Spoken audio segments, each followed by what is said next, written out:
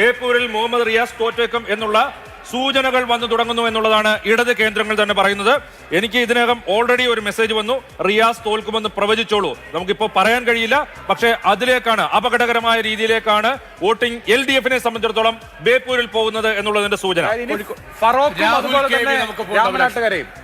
രാഹുൽ അങ്ങനെയാണെങ്കിൽ clean സ്വീപ്പാണ്. 13-0 Kozhikode UDF തൂത്തുവാരുകയാണോ? അതിനകത്ത് നിലവിലുള്ള ഒരു അവസ്ഥ പ്രകാരം LDF-ന് കുറച്ചൊരു ആശ്വാസം ബേപ്പൂരിനുണ്ട് എന്നതാണ്. പക്ഷെ അതങ്ങനെ ഉറപ്പിച്ച് പറയാൻ കഴിയില്ല എന്നതാണ്.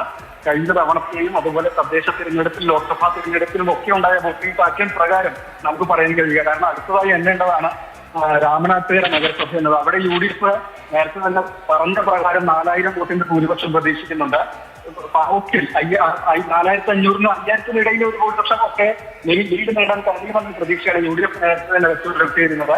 മുഹമ്മദ് റിയാസിനെ സംബന്ധിച്ച് ഇപ്പോൾ എണ്ണിക്കഴിഞ്ഞിട്ടുള്ള അല്ലെങ്കിൽ വോട്ടെണ്ണൽ പുരോഗമിക്കുന്ന കോഴിക്കോട് കോർപ്പറേഷൻ കീഴിൽ വരുന്ന സ്ഥലങ്ങളിൽ വലിയ ഭൂരിപക്ഷം ലഭിക്കേണ്ടതാണ്. പക്ഷെ അത്രത്തോളം വോട്ട് ലീഡ് കിട്ടിയിട്ടില്ല എന്നുള്ളതാണ് വസ്തുത. അതുകൊണ്ടാണ് ബേപ്പൂരിലും ഇപ്പോൾ ഉറപ്പിച്ച് പറയാൻ കഴിയില്ല എന്ന് നമ്മൾ പറയുന്നത്. ഇപ്പോൾ അവസാനമായി എന്നുള്ളത് കടലുണ്ടി പഞ്ചായത്ത് ആണ്. കടലുണ്ടി പഞ്ചായത്തിൽ ഇടതുപക്ഷത്തിലെ നമ്മുടെ ഗ്രാഫിക്സ് ടാലിയിൽ കാണുന്നത് കോഴിക്കോട്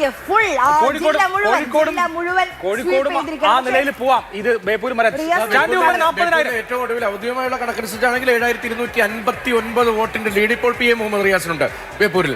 ഇപ്പോൾ 38,258 വോട്ട് LDF-നും UDF-നും 30,999, BJP-ക്ക് 13,131. ഇതാണ് ഇപ്പോഴത്തെ കണക്ക്. ഇനി മാറി മറിയും.